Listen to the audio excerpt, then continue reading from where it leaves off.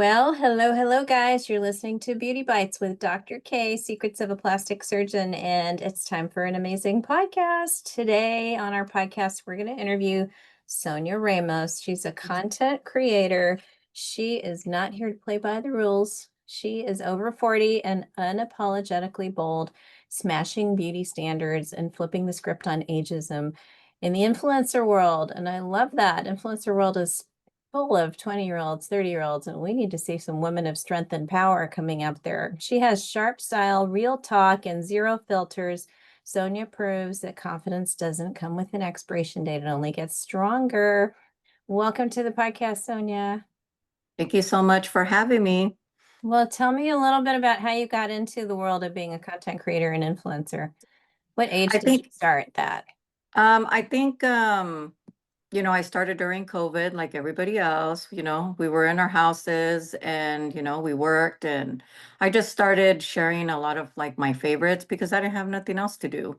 Mm. Everybody else, stayed home, and I actually worked. So I would go to work, come home, and then I would create early in the morning and late at night. And so I started out with makeup reviews, then I started out with skincare reviews, and I started giving makeup 101 tips on how older women should do their makeup versus not copying not copying the younger creators that we were seeing on TikTok. Everybody was into dances and all that, and I was like over here like reviewing products that I had. Mm-hmm. So you started when kind of against most of the trends. Of I really course. think your voice in the beauty space is so refreshing. What inspired you to talk to women of a different age group? And I what's your think ideal demographic? Like, who do you think you're talking to right now? I think in the beginning it was everybody.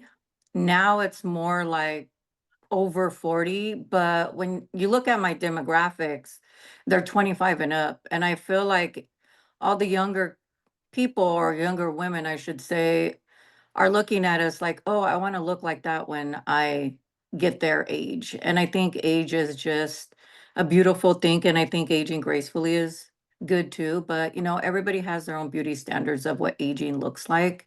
And I made it a point when I did start doing this that I didn't have no makeup on. Because a lot of times people had their makeup on, was put together, and I did the total opposite of that. I wanted everybody to feel confident when they wake up in the morning and see their actual skin, see how Mhm. they look without the makeup, without anything. And I realized that there was a lot of people that didn't even know how to do a regular skincare routine either. So Mm. I think it's very important if you're going to create and you're going to create for an over 40 crowd, you know how tough we are and how we don't, nothing really impresses us. So I feel like just me being my authentic self and just sharing the knowledge that I have for people. I think that's, what helped me, and also my mouth too. I cuss a lot in some of my content. So I think it was like refreshing for people to be like, oh, I know that person. I have a friend like her. So I think it's just very important when you review products and stuff like that, not to use like filters, beauty mode. I think it's very important to be authentic all the way, not just halfway. hmm Hmm. Very true. That is nice to start with a fresh face and no filters and just show people like you can be confident and be on camera, but you can add all the embellishments later. All Hmm. right. I think it's super interesting how you talk about certain makeup uses will make you look older, and the way you place your makeup and the type of makeup you're using can influence how you come across, whether you're putting on makeup like 80s, 90s style, or you're being more modern about it. So what are some of your basic tips about how to put makeup on better when you're older? I think everybody's face shape is different, so you kind of have to play with it. Not every hack is going to work for your face shape, and I think it needs to be said. I think because I have high cheekbones, my placement is easier to find. But I feel like, we were taught to put blush on and smile and just put it on the apples of your cheek. But if you bring it up just a little ways, half up this way, it's going to make a very big difference. I think adding warmth back into the skin like a bronzer is going to help just make the skin not just look one solid color. As we age, as you know, we get dark spots, we get uneven skin tone. So I feel like using like products in your skin tone range is the key to this too, because I feel like everybody's using too much dark bronzer, like way too dark of a bronzer, because they feel like, ooh, if I contour it, it's gonna make me look more snatched, and it really isn't. It just kind of ages you because you're adding shadows that Mm, we don't need. So I mhm, think like bringing blush, playing with blush colors, making sure I always said like everybody needs a red blush in their life because it's like a universal shade for people.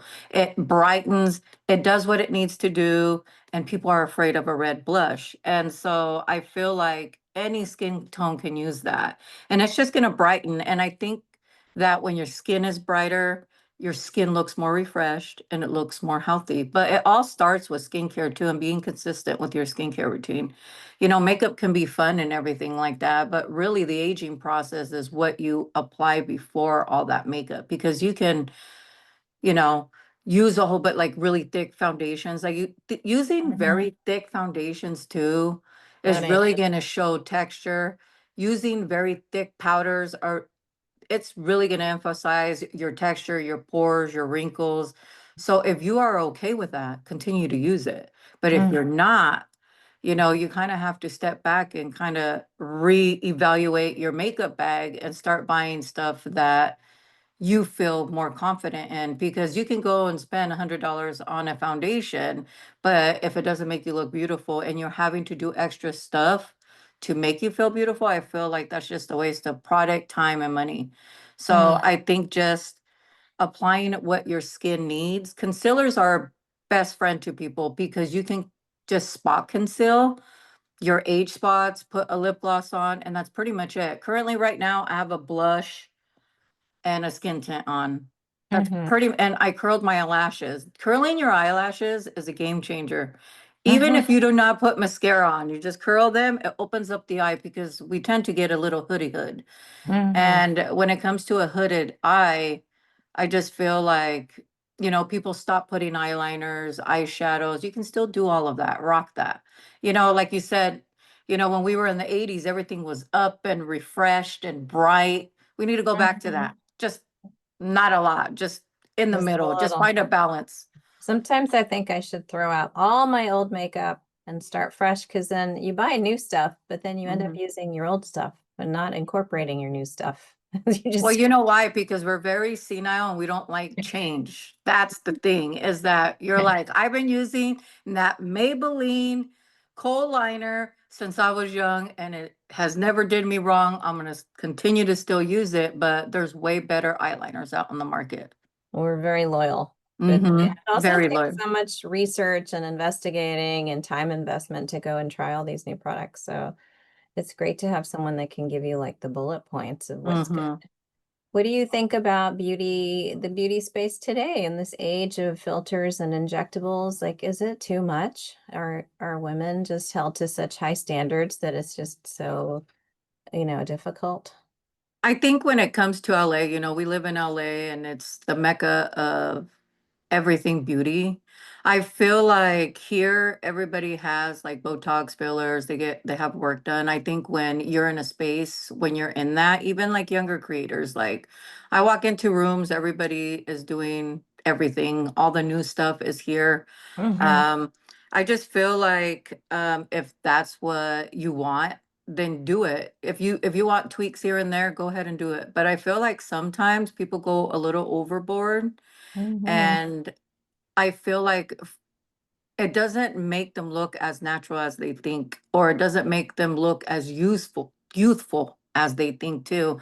I feel like if you're overly doing it, it doesn't look good. I think if you find an injector that knows what they're doing, has tweaks here and there, and is kind of like, we're gonna go a little small, and then if you need more here and there, um, Yeah, and amen. Amen. I'm here. you know what I mean? Because I have friends that go overboard, and I'm just like, girl, why you didn't need all of that? Yeah, but you know what? This is what I like. So everybody's beauty standard when it comes to what works for them is way different from what I'm thinking. I'm aging gracefully. I've never had Botox or fillers. I'm never going to say that I'm not going to get it done, but I need to Well, find, you gotta come visit me in LA. I'm I down know, a I need little. to find I'm never. somebody that just like makes me look like, You already look damn good. For those of you who just have audio only, let me describe like her skin is glowing, brows are beautiful, amazing cheekbones. Actually, your lips are it's really gorgeous too. So we don't have much to do, but just subtle tweaks. You know, the face takes maintenance. Everything that you care about, you have to invest in and put a little maintenance time in it, like good skincare, good, and like you said, injectables. It's like jewelry and makeup. You gotta peel back and take off one or two items to just accessorize just right, I Mhm. think. Yeah, so I just feel like, yeah, like, everybody's going to do whatever they want to do. I feel in this space, changing the narrative of that you don't have to do it because everyone else is doing it. I think like maybe 5 years ago, everybody was doing it just to do it. I Mhm. feel now everybody's kind of like, okay, I'm going to do it when I need to do it. And Yeah. I think it's important for that change. I also think like people need to like go get office treatments like lasers, like, you know, microneedling, stuff like that, because it really helps the skin. I got microneedling a couple of times and I just did not like it. I was like, oh no, this hurts. Mm-mm, can't do it. Really? It's not supposed to hurt. You should get numb real nicely. It should not feel Hmm. painful. So you have to give it another chance. Yeah. I think that is really a transformative procedure. It improves the collagen production and like there's so many benefits of it to turn over skin and improve. Yeah, it was really good. Like when I did it, like 4 weeks later, I was like, man, my skin looks very, very youthful. I'm like, ooh. Ooh, I love it. What do Hmm. you currently like walk us through one of your either morning or nighttime beauty rituals? Like what kind of practices are non-negotiable for you that you got to do? I think when it comes to cleansing the skin is the key to having really great skin. Double cleansing at night, reapplying the sunscreen and using enough sunscreen on the face. I also think, using a serum or a product that's going to treat. I exfoliate a couple of times a week. I use a retinol like 4 times a week. So Mm-hmm. I just feel like my schedule is like the same. It's boring. I do review a lot of products, but I incorporate one product like every 2 weeks, and I'll know if I like it or not because I reviewed so many. And I'm like, oh yeah, this isn't worth my time. And I just keep going and going and going. But the one thing that I do is cleanse, double cleanse, and wear sunscreen and moisturize. I just kind of look at my skin every day and see what my skin actually needs. Mm-hmm. Because I feel like if you don't listen to your skin and you're just applying like 20 products on the face, you're really not doing your skin justice, honestly. So I just feel like that's what I've learned for the past 2 years is like, let me see what the skin is telling me because the skin will tell you what it needs. Mm-hmm. And driving here in LA, I think it's really, really, really important to reapply that sunscreen too. That's a great tip every couple Hmm. hours. I like a powder duster brush that I actually keep in the car from Color Center. Hmm. That so easy. And treating your neck and chest is also Yes, and ears and hands and yeah. Mhm. exactly. In terms of makeup, what are your tips for brows and brow shaping and positioning? I think a lot of us have been through the overplucking phases, and then microblading has had its day of like really prominent brows. And Mhm. is there a tip or trick for people who are not quite ready to do something permanent? How they should. So there's this product that you can, it's like an eyeshadow shaper, like it's kind of like a powder. And Mm-hmm. it's more easier to do that because the older you get, we don't have the steady hand like we used to. Mm-hmm. And I think people think beauty is just like, okay, we're getting older, but really it's like our hands aren't really working. We're going through menopause, perimenopause. So I think when it comes to eyebrows, it's very important to go get them shaped from somebody that actually knows how to do eyebrows. Also, my eyebrows been microbladed for like 8 years because I was the one that had the really thin eyebrow and I didn't have no hair. And I think for me, like I thought that they were gonna go away. They never went away. everybody, all my other friends, their eyebrows went away. So I think if you want to get a microbladed eyebrow, like there's different types Yeah. of things that they're doing now that are more natural than the actual bold brow. I think using just like a brow pencil that is very like micro is really good too because you have control over it. But I think when it comes to brows, it shapes the face and it's either gonna, if you go too much here, it's going to bring your face down. But if you kind of cut it a little bit, the little end, the little tail, I think what it does is it just like shapes your face and it makes your eyes a little bit more higher up, like a foxy look, honestly.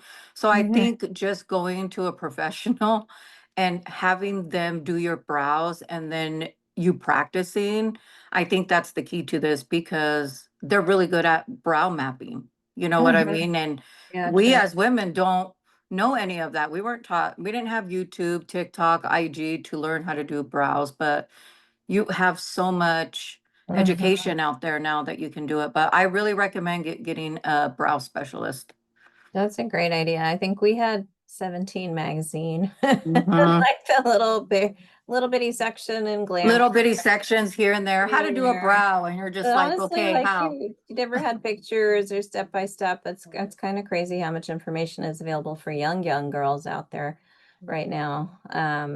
You talked a little bit about hooded eyes, and I think that is a challenge of aging because not only is your vision changing and you're needing readers, but then you're having to get in like you need to get those special glasses that flip down so you can see Mhm. in the up close magnification mirrors. And God forbid you go to a hotel that doesn't have a magnifier mirror.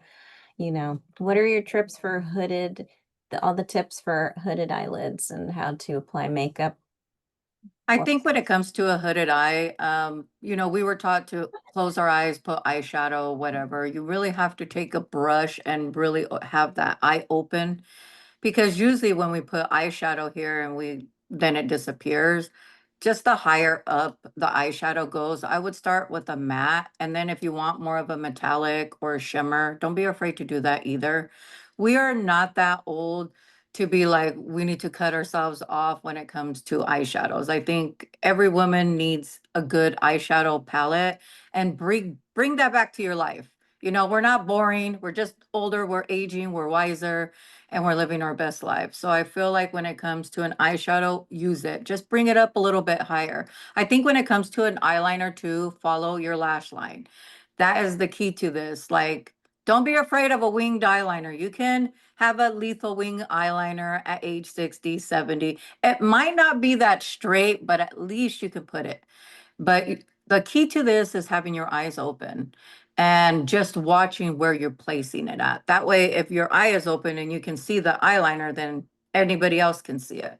If you Mm. can't see it, then that just means you need to make it a little bit more longer. Um, I also think like eyeliner on the bottom is going to close your eye off too. So like doing eyeshadow that is like light here, pinks, nudes, it's just going to open up the eye. And I just feel like eyeshadow is a game changer in your 50s, 60s, and 70s. If you don't believe me, try it. Eyeshadow sticks are great because they're easy to travel, they're easy to use, and they're always bulletproof, meaning that they're not going to come off. You don't have to deal with creasing, you don't have to deal with any of that. But one of my favorites is Bobbi Brown, Laura Mercier, and if you want affordability, the Sephora collection ones are really good too. So I just feel like whatever your tools are, if you want to use an eyeshadow palette, use it. If you want to use an eyeshadow stick, those are game changers. You know what I mean? I think people think that they need to use cream products too, and you really just use whatever you want and whatever you feel comfortable. And as we age, we want things that are simple. We want things that are easy, things that we don't have to work hard.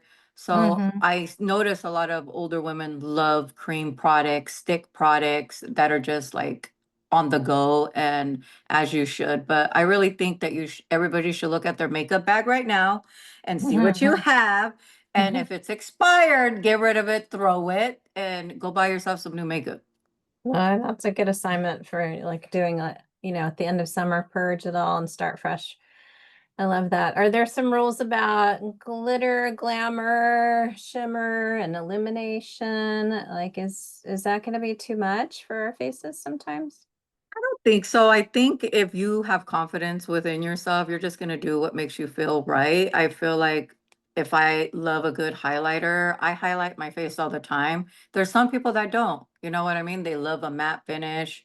I feel like if you want to add highlight, you can do it with other products like a color corrector. Um, so you won't have the shimmer or the metallic, but I feel like a shimmer eyeshadow is really sexy on a older woman. Mm-hmm. You just have to feel confident. Just like I have a lot of people tell me, like, I can never wear a red lipstick. Well, why can't you wear a red Yeah. lipstick? Because we're always limiting ourselves to the old school beauty standard of what I shouldn't be doing at the age of over 40, 50, and 60. Like, we need to have different rules.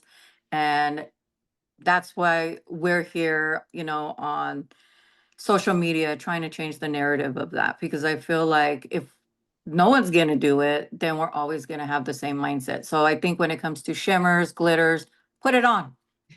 And contouring, is that the same story? Or you said, sometimes contouring can look more shadowy and sunken, and like you're trying to look glamorized and sculpted, and you look sunken and tired and older. I feel like with contouring, I always said, even in the beginning of my TikTok journey and IG journey, I'm like, don't contour your face because you're just going to bring your face down because it's too much shadowing. We already have that shadow. Just, I think because they want their face to look more slimmer, but who are we kidding? Like, you can literally see the side view of us and we still have that double chin. We Mm, still have the loss of elasticity, the jowls, we still have all of that. So even doing the makeup trends that other creators are doing that are in their 20s and in their 30s just doesn't make sense in the 40s, 50s, and 60s. I think contouring for me is a no, mhm. because if I do it, oh, I look crazy. Like, I can't. Like, that's why I love bronzing, because bronzing brings warmth back to the skin. And you can place it in different areas. If you want to contour, just contour like tiny bit. People are doing this, like creating things. Like, if you have a round face and you want to look like you have a cheekbone, just put it here. It's just too much product High going up on on. the arch. Yeah. Yeah, A just too little high much arch. just here. Just too much product going on. We used way too much product when it comes to skincare. Use a lot of sunscreen, yes. But I'm talking about serums, like everything, makeup products. We're just Yeah. using too much of it and it shows on the skin. And I feel like contouring for me is a no-go. If you love contouring and you're like gonna come for me talk about Sonia, like, I love to contour. Like, I feel then do it, girl. Mm-hmm. But when you're in your 50s, 60s, and 70s, ain't gonna look cute like that anymore. Well, under the eyes where the skin gets a little crepey is also a big challenge for women of all ages. But I think Mhm. specifically when you lose elasticity or you get bags or puffiness, are any tips or really amazing products for shrinking that puffiness and smoothing? I think when it comes to lifestyle, like getting enough sleep, drinking water, just kind of getting up, being active will help you out.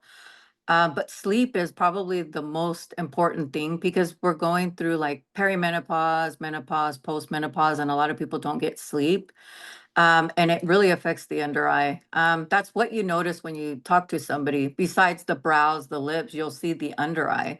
You'll see if the concealer is creasing or not. I think using luminous products, hydrating your under eye. You can use eye masks. A really good one that I like is the Summer Fridays. They just launched it. That one is really good because it brightens and it illuminates underneath the under eye. I Mm, also think using a retinol underneath the under eye is going to help too. I feel like if you're using a retinol, you need to apply sunscreen underneath that under eye and mhm. on that lid. I feel like people just miss those areas of sunscreen, especially here too. Um, Melasma mustache is another big thing mhm. that people see. Just like Oh, here, and here. I just think it's really important just to incorporate sunscreen underneath your under eye. I think it's a big game changer that I had switched up and did that for the past like 3 years. okay. And it has really, really helped me. But you know, we can't change the aging process, but just hydrating the under eye is the key to it too. I love that you said use a Retin-A type of eye cream. Because I Hmm. have one, and I think people are scared to put Retin-A around their eyes, Hmm. and it is a game changer and builds strength and elasticity in those tissues like nothing else can. And so, if you're really motivated to have great eyelid skin, you should start in your 30s with the Retin-A eye cream. Hmm. And Which one's your favorite? There's a lot of them I'm out my own there. brand. My own brand. Oh, It's called Revitalize. It's really oh, okay. excellent. Very gentle. The eyes are definitely gentle, so you don't want Hmm. a retin-A that'll, make you too flaky, dry, and Hmm. irritated. So this is a Yeah. great one. I'm gonna send you some. Yeah, I want to try it. Yeah, for sure. Yeah, I'm excited. Yeah, I think that's a game changer. I think people are so afraid to use a retinol, but if you can find an eye cream just like yours, and there's a lot of eye creams with retinols on the market, but you need to be careful too of the before and afters because people are going to sell you a story. People are going to sell you Mhm. something, and you know, you have to really be careful when it comes to social media because brands really love to sell you a story. That's very true. Influencers too. I feel like so many girls just jump on whoever's going to pay them, they'll talk for them and they'll say whatever they need to say. So Yeah. I think you have to have your credibility and authenticity. That's why I think people like you, Sonia, because you're just like you say it like it is. You know? Yeah, and when I review products, I'm very authentic to the review, even if it's bad or good. You know, I worked with a lot of amazing brands, and some of the products I like, some of them I don't. Like, you're never gonna find like a brand that you're gonna love all the products, and brands need to really realize that not all your products are good. Just because you like it doesn't mean that people, aka me, a consumer, is going to like it. So I just feel like it's important that if you're an influencer, just don't, just don't do every single brand that hits you up. I think you have to be really mindful of what you put out there and what you represent. You know, you're your own branding. So if people are seeing you out there doing like 20 different eye creams and saying the same thing, then I'm not going to follow you. I don't really I have a lot of influencer friends. Some I respect and some I just be looking like, but you know what? It is what it is. Everyone's going to do things that are really different. And I'm just worried about what I'm doing for my community and for myself. I think that's the key to this is that we just need to worry about what we were doing with, just what we bring out as a brand. Amazing. I mean, we taught you there's so many products out there, it can be kind of overwhelming. Do you have Mhm. like a top five list of like these I take everywhere, I travel with these, I can't live without these top five things? So one of the products that I've been using probably for 5 years is the Dermalogica Special Cleansing Gel. It's just like a cleanser.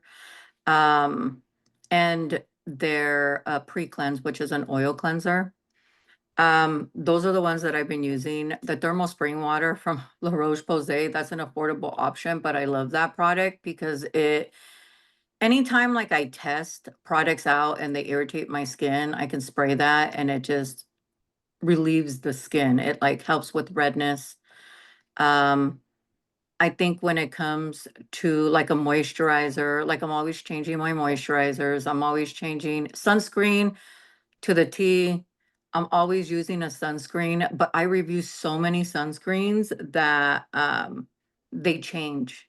Hmm. I think when it comes to like a vitamin C, I've been using the one from Medigate and I've been using that one for a year and I really like that one because it's more of an oil base and some vitamin C's irritate my skin. Mm. I noticed I'm gonna since I've send you gotten mine too. I have right, I've the noticed oil vitamin C. right, I noticed like with vitamin C's now that I'm older, they've like my skin's been very sensitized. It's really interesting what my skin could handle 40 to 45, from 45 to 47. I'm like, oh, okay, I guess I Hmm. can't use that. So I think it's really important to like, if something isn't working and it's kind of plateauing, because skincare really does that, you need to change up. Hmm. And when it comes to a retinol, um, I use the one from Murad a lot, but now I've been using the Abaji. That one is really good. Hmm. And then talk about makeup. So top five makeup things in your travel bag that you Oh, girl. if they're I'm sure they're more than five, but be a Oof. minimalist. Uh, I think when it comes to a foundation, Lancome Tantira, hands down, because it's it's humidity transfer resistant. You can use it anywhere. It does not matter what environment, tropical, whatever. Wow. It will stay Lancome, which on. one? What's it called? Lancome Tantira. Oh, okay. Love Taunt. that one. That one. Number two, I think a eyelash curler, Shiseido. My favorite. I've been reviewing a lot of eyelash curlers. That's the main one. The Sephora Collection brush 57, one of my favorite foundation brushes. I always have it in my bag in the It Cosmetics CC Cream Dual End brush. That one too. When it comes to a concealer, I like the It Cosmetics Do It All Concealer. I think that's an excellent concealer. And then like a gloss. A And a lip lip gloss. liner. So a lip liner gloss. A lip liner is always going to be more of a darker tone. So right now I'm using the Dior one, but I like the one from Huda. So it just depends. But I always have liners and lip glosses in my purse. Like that's a must, and sunscreen. Those are the three things. And a lip balm. How Yeah. about blush? Blush or Blush, mascaras? I like the one from Dior. They just launched a brand new powder version and a cream version, and they're both good. And then um, what else did you ask? Oh, and a I like, mascara. yeah. It's called Kill Lash. Oh, okay. I haven't But heard of I like the one from L'Oreal. It's called the Telescopic. It's a oldie but a goodie. That one has always been good. Hmm. I love that idea. How about like your favorite lipstick?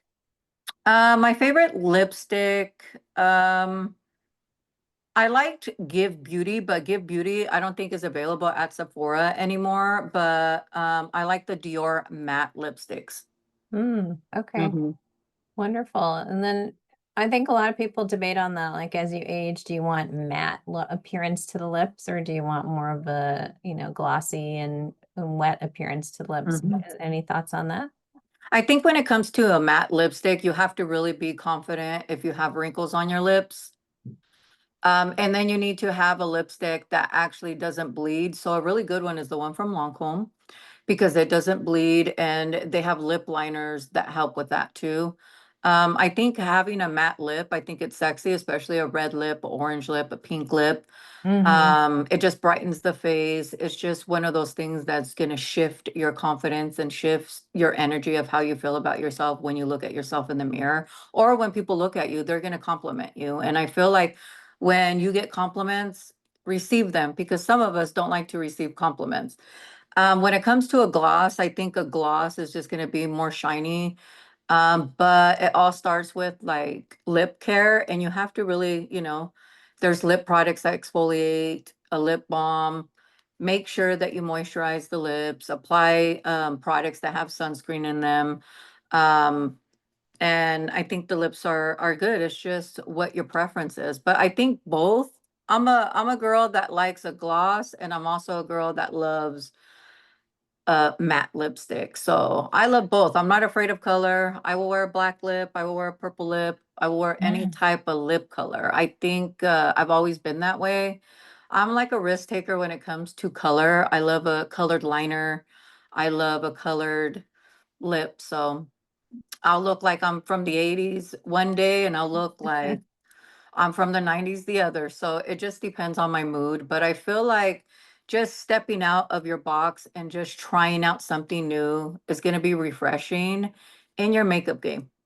I think you're right. I wonder if there's ever going to be a makeup brand that launches like a more mature beauty kind of a line that's kind of They caters. have. There are already out there, I'm sure. Hmm. They have.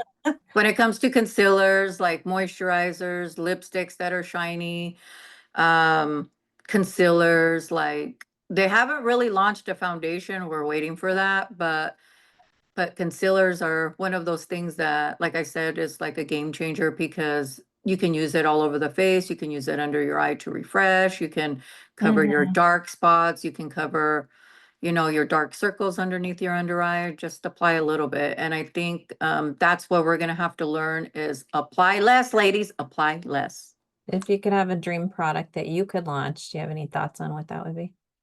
I think when it comes to makeup, I think I would go back to just a fresh face, so a foundation.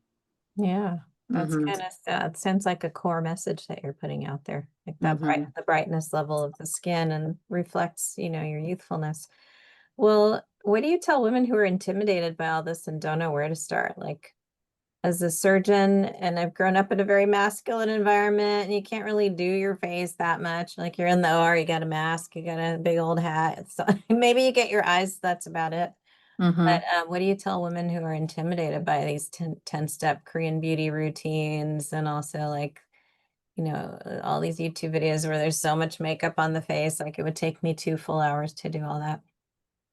I think if you don't, honestly, I think just apply products that you feel beautiful in. I think if you see other people doing like a 30-step skincare routine and you want to try it, try it. You're just going to waste money, time, and product. And then you're going to start giving stuff away. I think when it comes to glam and makeup, I think you wear whatever you feel beautiful in. There's times for me that I don't like to wear makeup and I won't wear it. There's times that I like something light, something fresh, and then there's times where I want to look like a glammy goddess. Mhm. And I just feel like it just depends on the mood. So if you are lost in your sauce and don't know where to start, and you've never wore foundation in your life, don't wear it because you're never going to like it. Don't do what other people do. Do what you want to do. And I think that's the key to this. So I think when it comes to building a skincare, do the basics. Get a cleanser, moisturizer, sunscreen. That's all you really need anyway. And if you want to do something about your wrinkles and stuff, incorporate a retinol. So There you always have. wear the sunscreen though. Sunscreen is the key to this too, and cleansing the skin. It's very I love important. love that you're saying that. Let's do a little lightning round. What's the most underrated skincare ingredient? Um, niacinamide, Oh, that's a good one. Favorite aesthetic treatment you've ever tried? microneedling. A treatment you'd never do again. That Microneedling. was the That microneedling, again. but No, you're gonna do that one more time at least. I'm gonna okay. show you the right way. I haven't, that's the only treatment that I have ever done. Okay. So that's the only thing that I can say. Dream collaboration with a skincare brand or makeup brand. Dream collab. I'm not gonna say a brand, but I will say if they see my vision and they support what my vision is, then I'm down for it. I love it. Skincare or makeup? Okay, coffee or tea? Tea.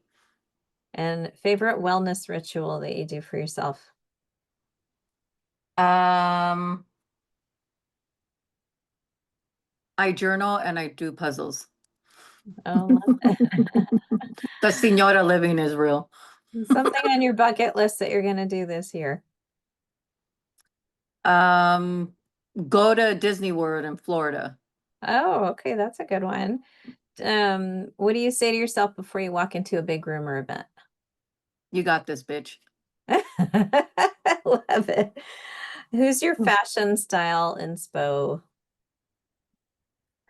I think my culture, I think going out in the streets looking at what people wear, they inspire me, even though they don't think that they do. I just love seeing other people dress. So, I dress my own eclectic way, but I feel like people that actually have the sauce, the style, like their own style, like that's what I like. I like looking and I'll be like, I wonder what I can take from there. But Mm, most of the time I tweak it and I make it my own. But nobody really inspires me when it comes to fashion or anything. It's just whatever feels right for my body. mm. If you could go back to any age, what age would that be? Um, Probably 15. Oh yeah, that's cute. I think the same pretty much. Mhm. What have you gained and lost as you've aged? Um, I have lost the old me and I have gained the new me. Hmm. Very true. And any life philosophy that you want to put out there that you hope women will take with them and men? I just feel like a lot of you guys need to heal, and it's okay for you to cry because I was taught at a young age not to be crying. And I think that was one of the big things that I have learned in the past 4 years that I've been here in LA is to cry. So cry a river. Listen to Hmm. something that's going to make you cry because I feel like it relieves a lot of things, and it's okay for you not to be perfect. Hmm. Those are so inspiring, all those questions and answers. I love it. I think people should definitely take note of all the things you said today. Like, really, what came across is you telling people to be more themselves. That, I mean, that's the message I heard loud and clear from you, and to Mhm. incorporate a little bit of sparkle into their lives. A little bit of sparkle. I think, you have to be your authentic self. You cannot fake it to make it because faking it to make it is never gonna allow you to be your true authentic self. So I feel like that's what people need to do is just live in the moments, stop and smell the roses because a lot of times we don't, and just be grateful of what you have and what you don't have. I love that. I hope you'll come over to the office. You have to come visit. I would Yes. love you to redo my makeup and give me some tips. We'll have to Yeah, I will. I would I love to. would I would love to treat you to your first treatment of any kind, whether it's microneedling or a peel or a Botox or anything you want to talk about. We'll chat about collagen stimulators, so many things you can do, but it's a brave new world out there for for some of us for makeup and for some of us for injectables. But I can't thank you enough for coming on the podcast. I really enjoyed chatting with you. It's a whole different thing than I ever chat about, but I think we have so many women who are brilliant thinkers, listeners, and doers out there, and they're listening to this podcast and they don't take care of themselves. So this is one way that they can start to, change their makeup to look their best at every age. Where can people find you, Sonia? They can find me on TikTok or IG and my what is it? I can't remember. You see menopause girl. Brain Pimp. You can find me at officially Sonia Ramos And that's your Instagram handle. Is and that your TikTok handle handle. on everywhere? Officially Sonia Ramos. Hmm. Love Yeah. it. And well, you guys have to check out her YouTube videos. Her personality really comes across. And don't forget to find me on my Instagram. It's Beauty by Dr. K, DRKAY, doing amazing things with people's faces. And that's it for now, guys. Stay beautiful.